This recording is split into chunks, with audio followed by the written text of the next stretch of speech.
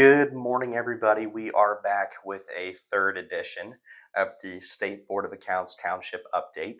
If this is your first time joining us, my name is Tanner Huber. This is my co-director, Jonathan Weininger. We are the Government Technical Assistance and Compliance, or GTAC, directors with the Indiana State Board of Accounts. Again, our goal with these videos has been to provide updates, answer frequently asked questions, and cover any topics that we think are currently pertinent pertaining to townships. We wanted to provide you with some important dates. So November 15th, the September 2025 monthly uploads are due. Also, October 14th was the last day for units to post a notice to taxpayers. This was the Budget Form 3 of the proposed 2026 budgets and net tax levies and public hearing to DLGF through Gateway. And also October 24th of 2025 was the last possible day to hold the public hearing on 2026 budgets.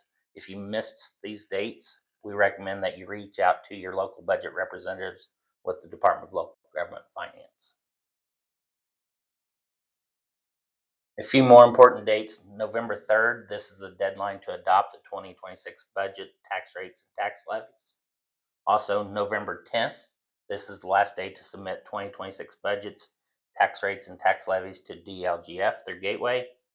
And then December 1st, all units are required to certify a list of names and addresses of each person who has money due from the township to the county treasurer.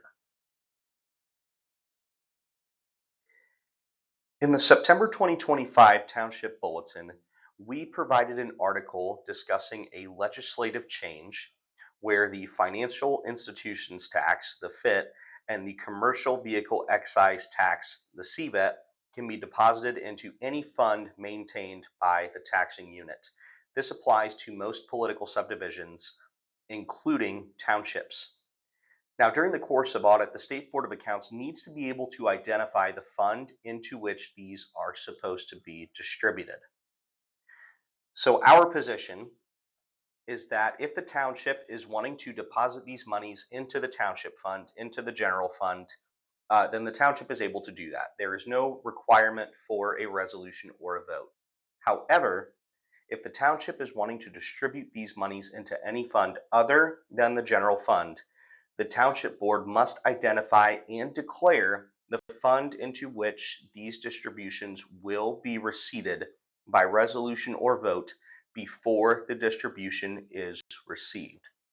We also expect to see documentation of this decision and of this resolution or vote within the board minutes.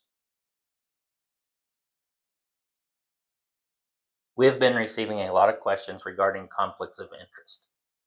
Conflict of interest is in the criminal statute and is governed by IC 35-44.1-1-4. We highly recommend reaching out to local legal counsel to determine whether a conflict of interest disclosure must be filed and whether the format of the disclosure is significant. Conflict of interest disclosures must be completed using the form available on Gateway. Public servants are responsible for ensuring that the fully completed disclosure is uploaded on Gateway and complies with Indiana Code 35-44.1-1-4.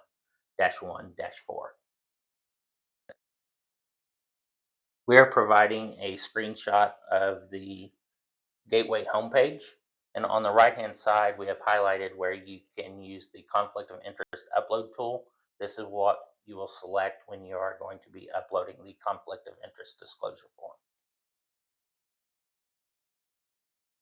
Once you have clicked on the conflict of interest disclosure statement upload tool, then you will be able to find the conflict of interest disclosure form, which we've highlighted on this slide.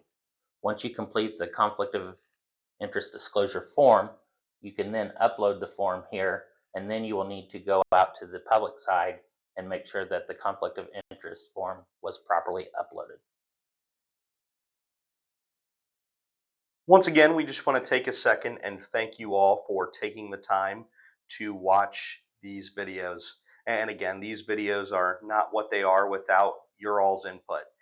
So if you guys have any topics you potentially want us to discuss, any questions, or just any other questions as you go about conducting township business, You can reach us by email at schools.townships@sboa.in.gov or by phone at 317-232-2512.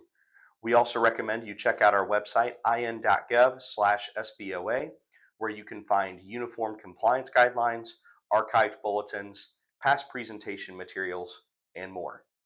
Have a great day.